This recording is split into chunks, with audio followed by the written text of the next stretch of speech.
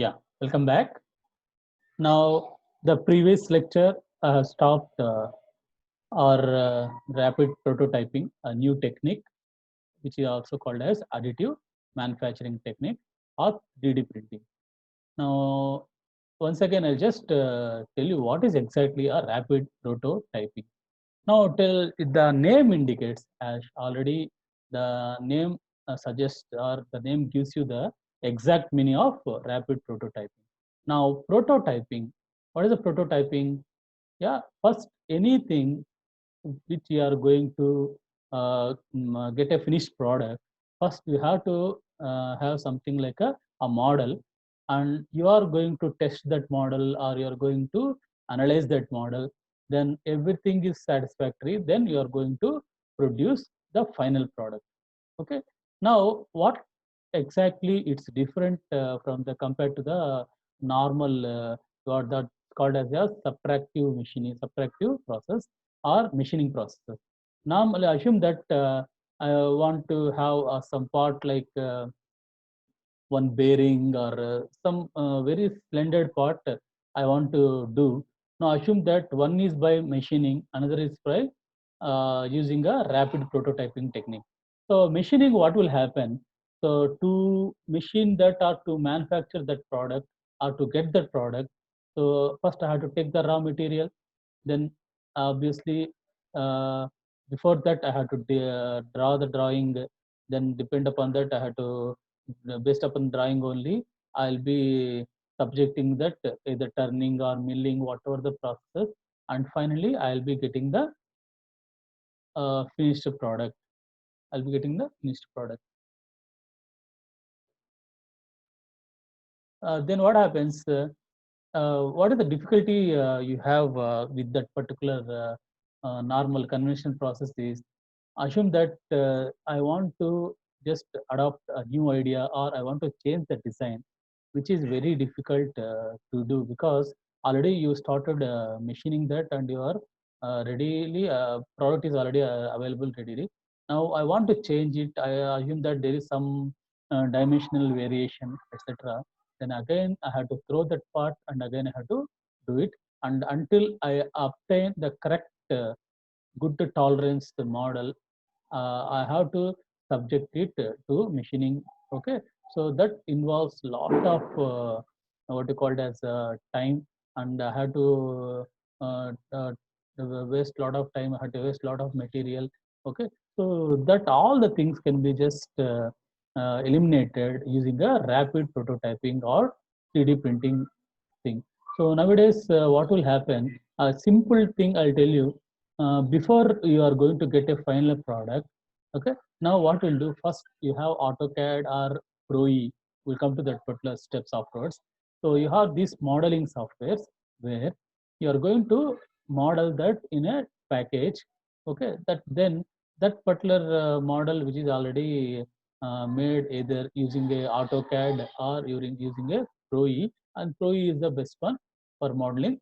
So that, but because three dimensional, most of the times the objects what I'm going to get finally are three dimensional. So CATIA, ProE, all these things are the software packages for modeling. Okay. Now assume that I can easily do it either using a ProE, CATIA, or AutoCAD. Then assume that there are some changes I have to make. It's easy to make a changes in a software. Okay, then that particular software I'll be transmitting to a machine. Okay, where that particular machine will be decoding that particular uh, signals given by the AutoCAD or the commands given by the AutoCAD. Then it starts producing the same thing what I have designed in the AutoCAD or ProE or CATIA. So that will be carried out in a machine which is called as a 3D printing machine or a rapid prototyping machine. I hope you got no idea. Now what happens if any changes I need, if any changes I want to make it. Okay, so everything I can do at the software point of time. And moreover, the rapid prototyping, once you make it, the model is exactly if you made. Assume that yeah, there is some problem, the model is not good. Again, I can go back, I can change the design in the AutoCAD or what you call as a CATIA or Pro E, then again I can get one more model. Okay, unless I'll get this model, I can keep on changing, which is not at all possible in case of conventional machining process. So that will be done very quickly because because the software nowadays have software packages, or there are modeling packages, there are analysis packages. As I said, once you model it and before you exactly make a product using a rapid prototyping machine or 3D printing machine, you can have an analysis also. Assume that I have made a part which actually takes a lot of load. Okay, so that part can be subjected to the ANSYS, or that can be analyzed for stresses or strains, etc., by using a ANSYS package. And assume that yeah, everything is safe, and I have designed for some design load, and now whatever it's taking, it's good and everything is okay. Then straight away I can make a model and I can take the feedback from the customers or managers, and finally I can see, yeah, this is the thing I have to develop so that it will suit for your application. So like that, what happens? I have to I can do that. Okay, so that's the use of your rapid prototyping machine. Okay, now this particular slide already I explained traditional prototyping, what will happen, milling, lathing, lathe machine. Okay, now just see what is the problem. Whenever it's a small, what you call as a very simple shape, I can easily do it. Assume I got a shape like this one. So it's very difficult. Shapes like your small, what how you call it, complex shapes, if you assume that. Okay, so that's very difficult. I'll show you some of the diagrams where you can see the how our parts are made of for rapid prototyping. So that particular time for complex geometries, which is very difficult to machine in a conventional machine process. Okay, because it's a very exhaustive process. If you go for a machining, conventional machining, time consuming as well as very expensive, because every time they want to change the design, I have to throw that and again I have to make a new part. Okay, so now this is the alternative for this is your rapid prototyping. Okay, so what is the advantage? See, this is called as the additive technology. It offers a significant advantages in many applications compared to the normal or subtractive fabrication methods. Okay, and whatever may be the complexity or intricacy, I can easily change it without need of an elaborate machine like a lathe, milling machine, or shapers, etc. And final assembly, I can easily make it, or finally a final product can be easily get within no time or very short time. Okay, that's why it's called as a rapid prototyping.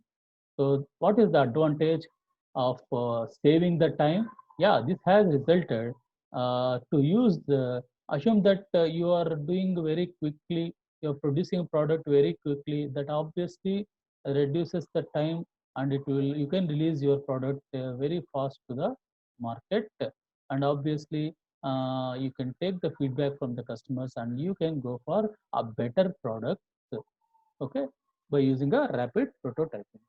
Okay, now you can see nowadays not only the parts like mechanical industries, you see, as I said, the pacemaker of heart, like that. So there are applications, plenty of applications for your rapid prototyping or 3D printing models. So you can use the 3D printing or rapid prototyping in medical field also. See here, surgeons, architects, artists, and individuals from many other disciplines routinely uses this rapid prototyping technology. So very much popular nowadays. So it's called as a modern manufacturing technique. Okay, and most of the times we'll be using these particular terms in your rapid prototyping. So prototype, it's a model fabricated to prove out a concept or idea. Yeah, I have an idea. Okay, so first I'll do a modeling using, I said, no, software. So that can be model can be fabricated using a rapid prototyping machine, and any changes at the software level itself, I can just change it, and which doesn't involve much cost. Okay, compared to the earlier processes. Okay, then solid modeling, as I said, the first step is Yeah, you have to model that using any CAD software like AutoCAD, ProE, CATIA, etc. And obviously AutoCAD most of the times it is like a two-dimensional. And if you go for a CATIA, ProE and all, straight away the three-dimensional objects can be made or modeled. Okay, that's the advantage in electronic format. Now, what is exactly the definition of rapid prototyping? So as I have indicated in the slide here, rapid prototyping is basically an additive manufacturing process used to quickly fabricate a model of a part using 3D computer aided machining data. Okay, so prototyping is nothing but additive manufacturing process. So the process is called as additive manufacturing process. Okay, so where step by step, layer by layer, you are getting a product. Okay, so that will be fabricated quickly. Okay, by using the three-dimensional CAM software or CAD software. Okay, so that's called as your rapid prototyping. As I said in second point, defined as the layer by layer fabrication of 3D physical models directly from CAD. So you have CAD software that way connected to the machine. That CAD software will be converting that signals into the required format for the 3D printing machine or rapid prototyping machine, and that starts developing the model layer by layer, and you will be getting the final product. Okay. Now, what is the exactly this slide gives you? What is the need for the compression in the product development? So why I need a rapid prototyping first of all? Okay. So why I need why I can go for one lathe, I can go for one milling machine or some sort of a CNC machine. Okay. So why again I had to go for 3D printing machine, etc. So what is the need of that product development is? So it increases the effective communication. Obviously, what will happen? Uh, there are we can communicate easily to the customers or the people who actually uh, there in the market. So any changes they will adopt, they will give. I can easily adopt using the software package and machine. And obviously, the development time for a model will be almost it's very less compared to the thing, because what happens, the drawing, once you make an AutoCAD or a Pro or more, I mean a CATIA, so straight away if everything is good, then straight away you go for a development of the product. Okay, and the costly mistakes can easily be take care of, because at the software level, as I said, you can change it. And to minimize sustaining engineering changes, so as I said, whatever the changes I can make it straight away, which is not possible by using the conventional techniques. And to extend the product lifetime by adding necessary features and eliminating the redundant features early in the design. So in the design level itself, I can just add some more features. Assume that I must need a small, what you call as a chamfer for the particular part. Straight away, I can do it, the chamfering, etc. in the initial stage of design. So that actually extends the lifetime of the product. Okay, so that's the thing. Now, trends in manufacturing industry. Nowadays, what happens? Why I have to go for a rapid prototyping models or 3D printing models is what happens? The customer taste won't be a same. Okay, so every customer has a different taste. So assume that only one variant of a car, if I release in the market, nobody will buy. Okay, that's why you can see there are plenty of variants. Okay, plenty of variants of cars available, so that so customer one customer is fond of a Hyundai, one customer is fond of a what you call as a Maruti Suzuki models. Okay, so it depends upon that. I have to make a variant. One will be like ZXA model, VXA model, and you know all the things here, right? So the variants depends upon the customer taste. I can change it easily. So these are the thing where I have to think about, and that's why I can have a machine which will take care of the changes very easily. Then easy for what you called as manufacturing. Okay, so increase in product complexity. So what happens? Suppose a product is very complex. Okay, so I can just whatever the complexity, I can easily do it because that can be done easily by in the design stage itself. It will decrease in product lifetime because for obsolescence. So what happens? Assume that I am making a product and it will take months. Okay, then by the time if I release the product in the market, it will become obsolete because that the model has gone. So that actually reduces the product lifetime means so you can stop the product to become obsolete because you are making it very quick. Okay, and delivery time, as I said, you are having a rapid prototyping technique where the product will be delivered within no time. So that's why I can decrease the delivery time to the customers. Then product development by rapid prototyping, by enabling them better communication. As I said, I can take care of those feedbacks and I can develop the product that depends upon the taste of the customer. Now, these are already I discussed. Now let's see. Now why got the conventional machine not able to do? Because complex shapes is very difficult to machine. As I said, time consuming. It's a very costly and tedious and very laborious and skilled operator is required. As I said, one complex part I have to machine means so unless I need a good CNC operator or the what you called as a skilled operator, I'm not able to get that part. And the accuracy will be less because how far you will do because the accuracy will be a little bit less. And product development time will be very high because assume that keep on changing, I'll be getting final product which I can't have a drawing package or designing package, then that lathe milling machines, it will take a lot of time to release the product. Okay, so that's why I can take care of all these things that these demerits. I can just replace it by using a rapid prototyping. Okay, now you just go through this. These are the some of the models which actually made by the rapid prototyping. Okay, now you can see here. Yeah, I'll just take one highlighter. Yes. Now see, these are something like a door handles, which are made by the, and these are the special material which actually you build by using a 3D printing technique. Okay. Now you see here, there are different parts. I will see it in. So this is actually the part available. This is the prototype or model. So which actually these parts are made. See here, 1, 2, 3, 4, 5. These are different things. Finally, you are assembling it, right? So this is almost similar to the product what is going to release in the final product you are going to release. Okay, these handles and you have these lamps which are made up of rapid prototyping technique or 3D printing technique.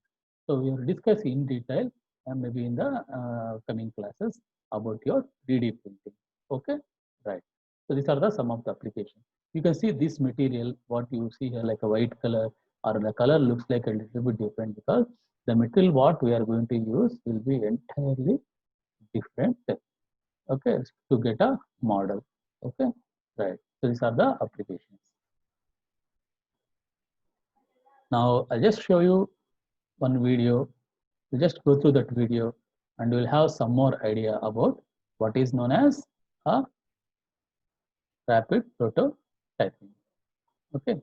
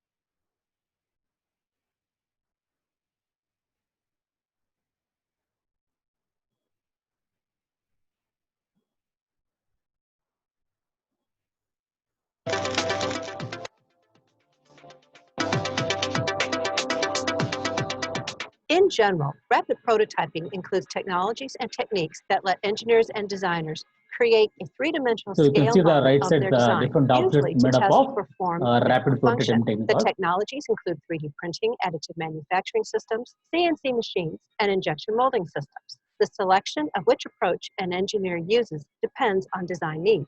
3D printing began as a way to prototype quickly. The other choices, CNC machining and injection molding, have a long history in both prototyping models and production of end-use parts. However, they both have several drawbacks. It is often expensive to create the tooling needed to make the prototype, and it can take weeks to obtain the prototype part. 3D printing, on the other hand, was developed to address these drawbacks. Those are Depending on the the 3D prototype printing need, machines. you can spend as little as $3,000 for a 3D printer, and you can build parts in hours or days, depending on the complexity of the part. Plus, the cost of that one 3D printer is usually paid back in a couple of months, versus the cost of CNC and injection molding equipment. One drawback with 3D printing, though, is the prototype may not be in the engineer's desired material of choice, which can limit how much testing the engineer can do on the prototype. Materials for 3D printing are improving.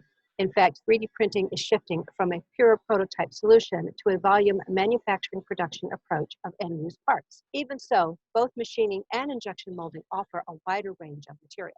When deciding among the methods, one point to consider is the total number of parts to be made with or from the tooling. If you need only a few hundred, 3D printing can be the best choice. If you need thousands, then it is worth the investment of machining or injection molding to develop a long-lasting tool. 3D printing is an excellent choice when you are creating a mold and expect a number of revisions or iterations before developing the final tool. Once the tool is finalized, then machining or injection molding become cost-effective choices. For more videos like these, please visit designworldonline.com.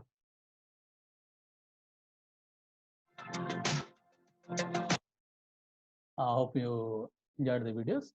So what exactly he's saying in that, what exactly is the rapid prototyping? So you have plenty of videos available, and you can go through those things once your class is completed. Okay, so he just what he explained in the video is, so just a 3D printing machine once you invest, okay, which is very easy. Once the 3D printing machine is available, you can use for number of parts. Okay, and I think that it's a mass production. I can go for a injection molding. Okay, so that's the advantage of. Okay, so that's about your rapid prototyping. The introduction about your rapid prototyping. Okay, so next we'll go for, yes, 1 minute. Yeah. Now, what are the basic steps in rapid prototyping? So for any 3D printing, the particular process using a rapid prototyping technique or 3D printing technique. So these are the 5 points what we have to make so that I'll get the final model. Okay. So first you have to create a CAD model of the design. So what is the CAD model of the design? Yeah, so I assume that I want to make a drawing. Okay, the drawing has been made, and first you have to make a CAD model using the ProE or yes, ProE or CATIA, etc., which are nothing but your modeling softwares. Okay, then that computer aided design model, which has been made using a CATIA, ProE, etc., has to convert the STL format. Okay, so STL format, that's the one format which actually understood by that 3D printing machine. Okay, stereo lithography, the process of converting your the CAD model into the STL model. So it is similar like what is your NC machine. Suppose the NC machine, if you have CNC machine or NC machine, you have to give some G codes, N codes, etc. Those codes you have to give to operate the computer numerical controlled machines or numerical controlled aids. The similar to that, because the CNC machines or NC machines will understand only those codes then to machine the object. Similarly, you have in case of your rapid prototyping or 3D printing, so you must convert that entire CAD model design, okay, so into STL format. Okay, that process is stereo lithography. So that STL format will be understood by the 3D printing machine. Now there is one more process which is called as a slicing, which converts the STL file into thin section of layers. As I said, the prototype model can't be made as a single entity. It forms as a layer by layer by layer. Then it will be producing the final model. So we'll be discussing in detail about the 3D printing, how the 3D printing is being made in your maybe next further classes. Okay, so that STL file will be converted into the slicing thing. Then that will be uh, actually given to the machine, which actually forms a layer by layer, and finally the model will be done. Now finally you have construct the model one layer at a other. So once you get that STL format and you just go for the slicing approach, okay, then it will be giving an instruction to the machine which produces a model by layer, and finally the finished. So finally you will get a model, and you clean that and finish the model because you are using some sort of a uh, material. Okay, so some extra material available or something is there, and you can just easily clean it off, and finally we'll get the finished model. So these are the 5 steps available in your rapid prototyping technique. So once again, so CAD model you have to make first, then CAD model to the design, right? Then convert the CAD design to the STL format, then STL format to the slicing, and the layer you have to consider layer by layer. You have to give the command. Then finally you will finish the object or finish it once you get the 3D printing model. Okay, so these are the basic steps in your rapid prototyping, right? Now, all of you know what exactly this is the first step. This is the first step, that is the CAD model creation. So, what happens first? The object of to be built is modeled using a computer aided design software package or coordinate CMM or laser scanner. So, these are the another techniques. So, I think that we all have idea that how to draw a drawing in a AutoCAD. I assume that. Okay. So that thing is 3D. If a 3D model is must be there, so that has to be built up using a modeling software or computer-aided design software. So normally choice for us is the solid modelers such as Pro Engineer tend to represent 3D objects more accurately than wireframe modelers such as AutoCAD, and will therefore yield better results. Okay, as I said, compared to the AutoCAD, you go for a Pro Engineer or CATIA, so which are the very good modeling softwares, because instead of wireframe models, it will be giving a very good 3D object. Okay, so this process is identical for all of the rapid prototyping build techniques, because this is the first stage where you are going to design it, or you have to producing a CAD model for whatever maybe the techniques. We have different types of techniques, the fusion depositing techniques, etc. available. So we'll discuss in detail. So this is the first step, that is the CAD model creation. Okay, so next one.